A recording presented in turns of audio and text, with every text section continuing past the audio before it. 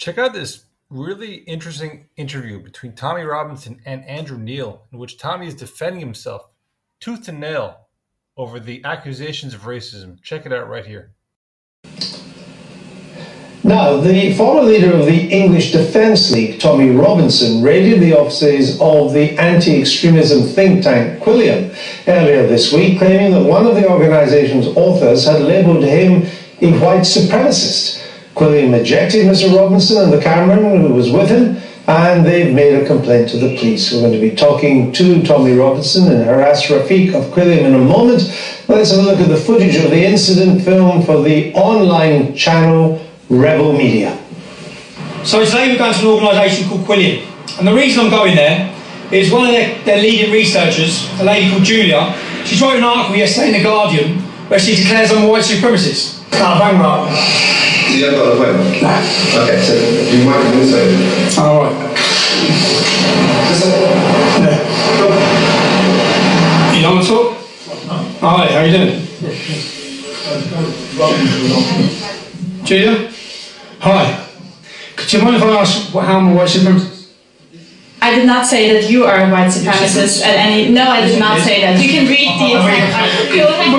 Why are you trying to break his camera? Why are you trying to break his camera? Why are you trying to break his camera? Why are you trying to break his camera? This guy says as well. Come Julia. And Harass Rafiq, the chief executive of Quilliam, joins us now, as does Tommy Robinson. Mr. Robinson, let me come to you first. I mean, you often complain that you're portrayed as much more extreme than you say you are. But do you think bursting into an office like that and ending up in a bit of a fracas helps in the kind of image you want to portray? The doors were open. I was very polite. I walked in with one cameraman and asked a simple question. Now, bearing in mind that the lady in her article had called me a white supremacist, in the last 2 weeks I've had to go to 4 different companies' premises who have all run headlines that are complete lies. And this, for me, this isn't just about me. This is about people who support me. It's about working class people at home who have been pigeonholed as extremists, as racist, as far right, when they're not. They're genuine concerns and fears. Quilliam's purpose, though, is to counter extremism. Shouldn't you really be on the same side if you are what you say you are? If Quilliam is what they say they are. Now, the Quilliam was named after a man who was pro-caliphate, who wanted polygamy, who supported the Maha, who were fighting in Sudan, who were a caliphate organisation, the same as ISIS. Which I had to ask questions as to why Quilliam was named after him. Why is it not named after true reformers? Mohammed Taha, who was killed in 1985, he's a true reformer who wanted to see the extremism and the violence out. You don't doubt it does a lot of work to promote moderation, do you? Well, it seems that only people in that office who wear shirts and ties are allowed to have an opinion. Everyone else is called far-right or extremist. But, you had group photos with you, attended rallies, you tweeted endorsements of groups like Britain First.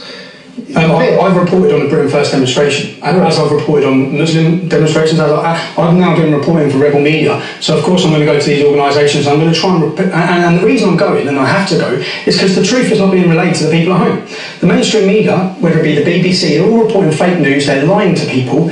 Quilliam, since this has happened, Quilliam have come out and lying to people about what happened. And when the video goes online, it shows the complete opposite. I was not there bullying. I was not intimidating. I was asking a simple question, and the reason I've done that... But you were trespassing. Trespass. There was no keep out signs. It was an open door and an open office. I walked into the office. Now, if we want to talk about that, I think we should be talking about what that lady said. Well, let me come to that in a minute. But you recently retweeted a Britain First video about fake news, media lies and distortion. That, by association, it does associate you. I recently retweeted an article on ISIS. It doesn't associate me with them. What was the article pro-ISIS? It was showing the facts about ISIS. Oh, right. Well, this video was showing the facts about the media's lies about what's happening on our street. It's the facts as seen by a hard right group. But that's nothing to do with me. Again, I'm not here to talk about that. I'll be here to talk about myself and the demonisation of people like me by liberal elitists, by media. A campaign that's gone on for 8 years. In the last 2 weeks, if I've had to go to 4 properties... No, you said that. Because this has gone on for 10 years against me. Right, let me come to Harass Rafiq. On this Guardian comment piece, you effectively did call him a white supremacist. Let me clarify something now. The Quilliam position on Tommy, whether he's a white supremacist or not. Quilliam and Tommy knows me, he's been to my house, he's had dinner with my family, he knows I am not somebody who has a a vendetta against him, and he knows actually what I stand for, so I'm surprised that as chief executive he says Quilliam stands for something else. But Tommy is not a white supremacist. The Quilliam position is not that Tommy is a white supremacist. Now, come to the article. An article was written by somebody. I wasn't senior researcher at Quilliam. Article written by somebody. The processes needs to be changed that I vet everything now, from now on. Did you not vet this? No, I didn't. Can I just let our viewers know what was said? What this woman, Julie Edner, wrote for The Guardian was the far right has moved from the fringe into the mainstream. It demonstrates massive support that white supremacist movements have attracted. Their online followership often exceeds that of mainstream political parties. And then immediately says, Tommy Robinson's Twitter account has almost the same numbers as Theresa May's. So, I mean, although she didn't write Tommy Robinson is a white supremacist, it would be hard to come to any other conclusion when you read the logic, the chronology of that article. Okay, let me again reiterate the position. Tommy Robinson is not a white supremacist as far as Quilliam is concerned.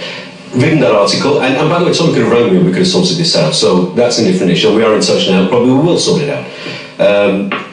The article was not meant, I've spoken to the author, the article was not meant to say he's a white supremacist. It could have been worded better, absolutely. It was meant to say, according to her, that Tommy has followers, as many organisations do as well, who are not white supremacists, and will attract people who are white supremacists because sometimes they will feel attracted to a message, not necessarily his fault. Right. So it was clumsily worded. I think it should have been worded differently, but it was not meant to, and my reading of it was not to say that Tommy is a white supremacist. There he has, he said live on network television, he doesn't think you're a white supremacist. And I'm the head of Quilliam. Everyone knows I'm not a white supremacist. The problem is that this was wrote in order to demonise, slander and stigmatise people who are criticising Islam. That's what this was wrote. No, it wasn't. And that's not just about me, that's about people who support me, which is frustrating because for me, I meet people in the street who don't like me and they don't know why they don't like me. When they don't like me, I get attacked regularly, and when I get down to talking to them, one person actually attacked me. I went to his house and spoke to him, and everything he thought I stood for, I didn't stand for, and that's because of articles like this. Right. That's fake news. Yes. So this was a super interesting interview because, Tommy is at his best when he is debating, defending himself, or actually he's really at his best when he is investigating these hateful groups. But in this situation with Andrew Neil had to essentially be his foil. Andrew Neil was the moderator, but as the responsible, news anchor type person, he is going out of his way to ask the critical questions of Tommy, even though I don't think he's so against him per se, but he did have to, on occasion, put Tommy in the corner to get, I guess, more of a defense out of him. Now, the reason this was such an interesting interview is because basically back in 2016, Tommy was really on the offensive, going after powerful, let's just call them institutions, anybody who was trying to silence him.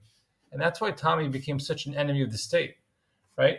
And when the anti-extremism think tank, Quilliam, labeled him unfairly, Tommy did not just sit back, right? They called him a racist, and he wasn't taking it on the chin. He wasn't just going to take it. So he showed up with his cameraman, and he confronted them.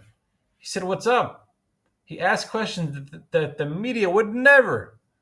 He wasn't there to start a fight, right? Look, Tommy's been in fights. We posted a video a few weeks ago. You check out our channel of Tommy being threatened, an illegal migrant threatened Tommy, and so he punched him. Totally fine, legal. To hit somebody back who threatens you. In this situation, Tommy showed up with a cameraman. Tommy is an investigative journalist, and he showed up to hold him accountable.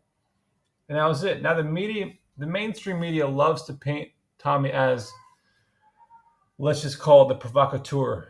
But in reality, Tommy was literally just exposing how these elite organizations just try to control the generic narrative and hide all the just terrible things happening to British society. That was the situation. So this wasn't just a confrontation. This is a clear example of Tommy standing up for the truth, speaking directly to the public, and refusing to let this ridiculous elite liberal media bias against him just dissipate into the wind. Tommy showed up, and we all saw what happened. Look, we need to protect Tommy at all costs. I understand that Andrew Neil was doing his job here. I don't think Andrew Neil is an enemy, but I do think we need more Tommy supporters, more Tommy media amplification. Any content that Tommy puts out, we have to put out as well.